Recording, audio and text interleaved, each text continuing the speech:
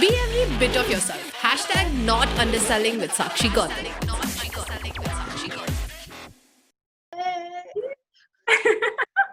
And let me give you a little background about Sanskriti. So she was my senior in school. So Sanskriti is an entrepreneur. She is an author, and she is just a boss woman in general. So I am just going to let her do her introduction. Sanskriti, shoot.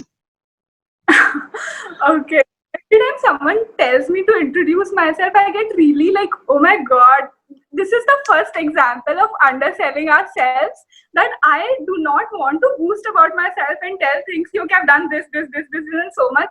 And over time, it has taken me so long to realize that it is okay to mention my achievements and just introduce myself the way it is.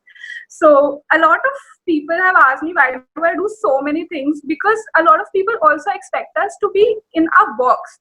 Okay, you are a writer, you should be doing only writing related things. If you are an entrepreneur, you can't be a writer, you can't be something else. If you are a working woman, you can't be a housewife. So I think I have at least done one thing, that I have not made myself stay inside the box, and I've done multiple things. And to start with, I've written two books. The second book is about to launch very soon, and the first book received a lot of love and affection that actually encouraged me to go for the second one. Then the next thing I do is I run my own business. It is an all women business, and it gives employment to so many women. All the clothes that we stitch, it's a clothing brand, and I'm wearing one of it. So So pretty. all the clothes that we sell on, basically the brand's name is basically, all of it is stitched by women tailors across the country. These are all small tailors which we find around our society, and all of it is stitched by them.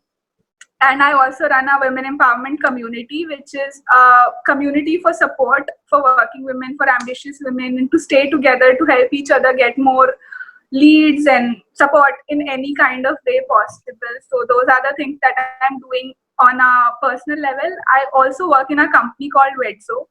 Currently, I am working as a creative head there. Wow. So that This is I'm not not. enough. And also, let me also tell people that Sanskriti got married quite early in her life, right? For different reasons.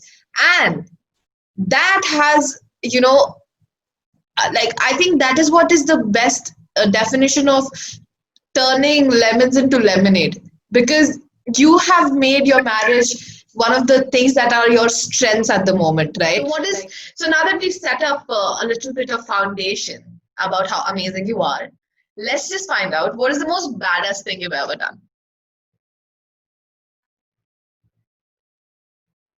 One of the things I think you already mentioned, because I had got married even before my 12th class result. So it was one of the lowest periods of my time, and I was aiming.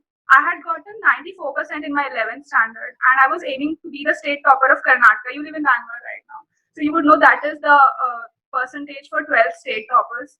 So that was I was aiming for, and the marriage changed my life entirely. And I think this is the first platform where I'm talking openly about it. So, oh my god. Yay! Because I've never had the courage to talk about it, since it was hard enough to be going through it entirely, to be able to talk about it like this. So I think one of the very special things would be the first time I spoke about it was on your show. Oh, So thank you. Like, I know I just railed you into that, but I know that you are so courageous. And then when you also shared your story with me, I mean, it's important for people to hear this story, Sanskriti, because it's just something unbelievable. Firstly, it's unbelievable that something like this still happens, and it's unbelievable how you took that and you made something magical out of it. So I really wanted you to talk about this. So thank you so much for making this platform the first platform where you talk about this. And I'm sure that everybody listening in will be able to, feel the same inspiration that I felt. So please continue. yeah, so I think that the times where I was not able to get back to normal for over a year or two, I guess. So coming out of that marriage situation, because at that point I had two options, that either I could break down or I could break through. And a lot of women of our country just break down at that point. Something bad happens and their entire life is ruined. And I knew that if right now I did not pull myself up again, and if I did not go and just work hard towards I did not them, I'm gonna lose it forever. And when you are at your lowest point, that is the point where you need the most courage. So I think that was one of the badass things. Second thing I did was that I was working in a really huge media house. A lot of people have heard about it, ZTV. Okay. So I was working as a writer there, and it was a very well paid and very stable job. And around that time, my business needed me a lot more than expected, and I was just setting up the entire business and about to launch basically. And to leave that job at that point of time when you are earning a lot, you get used to the monthly paycheck that comes in your bank, and you get used to all the amenities when you're going to Starbucks and everything. And as a woman who had gone through so much, financial independence is the most important thing to me. And to leave a very well paid stable job to focus on my business, I think that was also one of the most badass thing that I've done. So personal and professionally, those were the things. Yeah, wow. This is, I just like every time I talk to you, find out more things about you, and I'm just more amazed. I'm like, wow, how am I even friends with this person? Like, I think it's our way of catching up whatever we've lost. yeah, it's just fantastic because you and I, we come from a small town. It's Bhopal. There's a lot of people still here in a different era than we are actually in, and things happen at a slower pace and things like that. So to have this one-on-one, heart-to-heart conversation with you, and to see you make it and do such amazing things, it just warms my heart so much. So thank you so much for sharing that with us. Now, moving on, I wanted to ask you, you have done so many things and you've played so many roles, right? What is the most favorite thing about it all? Like, what do you love the most about it all? This might sound so weird, but I like the chaos. Ah, I think yes. you and I connect over that a lot. Yes. That I work if things are calmly. Everything is calm and stable and settled. I don't get the zeal out of it. I get the kick out of the chaos. If there are so many things to do in it, and I have to just on my toes all the time. I think that's what I love about my job. I think these TV serials that we watched as kids, really spoiled us. Like this da-na-na-na-na-na and deem-ta-na-na-na, that this happens in our background, in our heads when we're doing things. It's all coming from the childhood trauma of kasauti zindagi ki, kasam se and whatnot. So yes, so you love the Dheem Tanananas in your life, all right. I want to understand from you, when you've had a long day and you're managing so many things, and of course running a company, working, and plus then having this own writing space, all of these are, honestly, these are things that people do dedicatedly. Like one person would dedicatedly do a full-time job, one person would dedicatedly run a company, one person would be a dedicated writer, but you're all of them. You're doing the job of 3 people. So what do you do to like blow off some steam, to chill? I could just go on and give cliche answers, but that would be so fake. Tell me the truth. I want your truth. Yeah, I do not meditate. I can't. I'm just not one of those people who can sit still for even 1 minute also.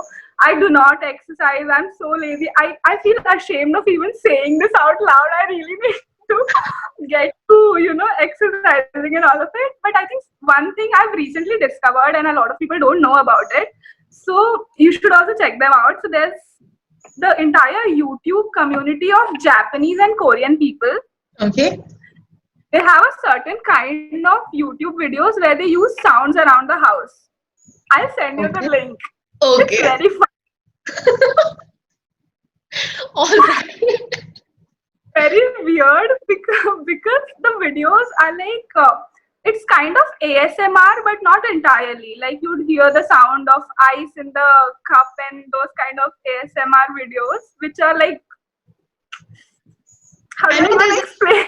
I know there's a full community out there which enjoys ASMR, and it like really helps a lot of people in a lot of ways as well. But every time I've tried watching ASMR, there's only 2 things that have happened. either I'm just like, oh, what? And or I'm just like, what? It's the either or the, it's never like, huh, I could never seriously watch it. Even I can't watch ASMR videos. It's seriously cringy. You can't watch. I can't seriously. A lot of people love it, but I can't. Hence, Yeah. there's this like little ground somewhere in Japanese vlogs where they actually just show their entire day where she's cooking and going Uh, about doing. And there are sounds like sound of the steam, sound of the Sizzle. sauteing, Yeah. uh, water and those kind of things. So just entire day things. So I'll probably share one of the videos with you so Yes. you can check.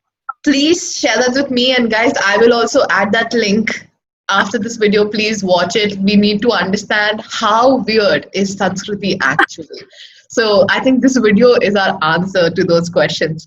So Sanskriti, tell me one more thing. I mean, as somebody who's experienced firsthand what patriarchy and uh, the system in India does to women and how difficult it can be, I want to understand how your journey was affected or different or difficult, if it was, because you were a woman. How did it affect the whole process?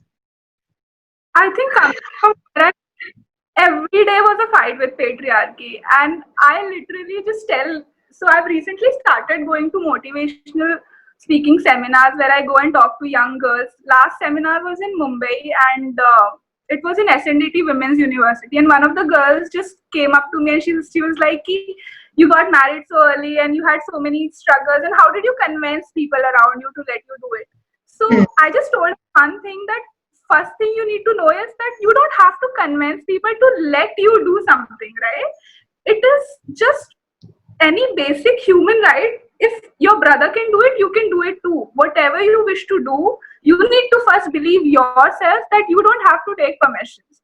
You don't have to ask someone, convince someone to be able to do something. And having that kind of attitude is also looked at as rebellious. Hmm. And people actually consider Yuki, she's very rebellious if she's not doing things that she's told to do and she's not asking for permissions. And having that, I have to every day like that, people would just come up to me and it's like, bina puche ye kar liya, bina puche wo kar liya. And initially, I had this thing that I used to fight back a lot. Hmm. I would just start arguing with people, how dare you say things like that to me? I will do whatever I want to do and blah, blah, blah. But over time, I've realized that people don't understand. They don't change. Yeah. Yeah. To neither understand nor do they change. And you have to understand how much time you want to invest in making people understand. So it starts in two ways. Either it is happening at home, which is mostly the case with Indian women here, that they have to first win this fight over their entire family and Family. and the second thing is society and external people, friends, relatives, and all of that. So with family, I've realized that it's better to not give up and keep convincing them. And to Hmm. outside, I've come to realize that you just have to not give a fuck. Awesome. My God, I think that should play on repeat every month. That should be my alarm. You just have to consider that you don't have to give a fuck. That is the alarm I'm going with. Because Exactly. As I love being the person who wants to bring in the change, I don't want to spend my entire life making my dur ki mami understand how important it is for me to work, because she's anyways not going to understand. I'm not going to waste 1 minute of my life on her trying to make her understand. this, I am, I talk a lot and it takes too much to leave me speechless, but here we are. And okay, so I just want to say that you are so correct. I can't even tell you like how many people need to hear this on a daily basis. I genuinely suggest people downloading this. You have to consider that you don't need to give a fuck and put that as your alarm clock, because so many people out there give too many fucks about things that they don't need to care about, and that just takes up too much of our time. And just another observation is, you talk about these experiences, which were really traumatic, difficult experiences in such a positive way. Like, look at you smiling, laughing, giggling about it. कि मेरी मामी ने मुझे accept नहीं किया तो मामी बाहर में जाए, मुझे मामी चाहिए ही नहीं.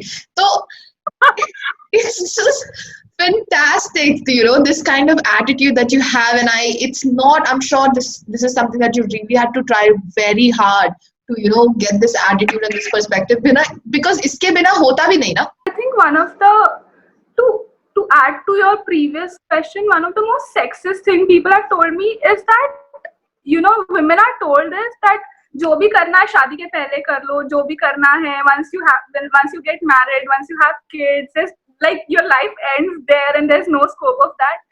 And about building the attitude, I think we've all been there. I've wallowed a lot and I've cried a lot, victimized myself कि oh my god, ये क्या हो गया मेरे साथ. I've done all of it, and it has taken me so long to understand you can't stay in that phase forever. You eventually have to come out. You can't spend your entire life blaming people around you for what has happened with you, because that's not going to help you, right? If someone did something bad to you, not only they ruined that part of your life, if you continue to wallow about it, they're going to ruin the rest of it too.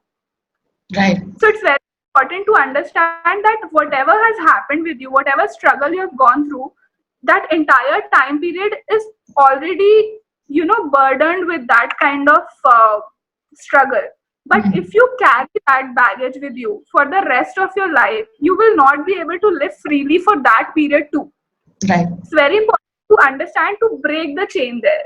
It's like ho gaya jo hona tha na, you have to end the victimizing, you have to end the blame game, and you have to start a new life after that. And I think which is one of the things people struggle a lot with. If they go through something, it's very hard for people. It is. And there's no denying that they have to move on from that. Myself, where I would just feel, I would shrink myself just so that people around me do not suffer with their insecurities. If I'm being too loud, if I'm speaking too loud, if I'm sitting the way I want to, wearing the clothes I want to. And mostly these are people you love, because if it's not the people you love, it's not going to affect you too much. So it is very important to understand that if you shrink yourself, if you dull yourself just so that people are not blinded, it's not going to help anybody. It's going to help you. But if you shine bright, not only it will help you, a lot of other people will see you, feel inspired. And if they're feeling dull, if they're feeling I can't do it, should I be even, am I even worth it? And people feel much more inspired to go about their dreams when they see you shine. So it's important to understand that you're not here to impress people around you. You're here to fulfill your goals, your purpose, your destiny. And you need to get out of that mindset that you have to be small and you have to shrink in the chair. It's important to take up the space that's meant for you. Wow, awesome. I think that sums it beautifully. I just want to say thank you so much for coming to my show and talking about things that you haven't spoken about before, and to just share your story with me, and to let me be a part of this journey of yours, which is leading to beautiful and bigger things. Just want to play whatever small part I can in your journey. So thank you so much for coming once again and taking out the time to speak with me.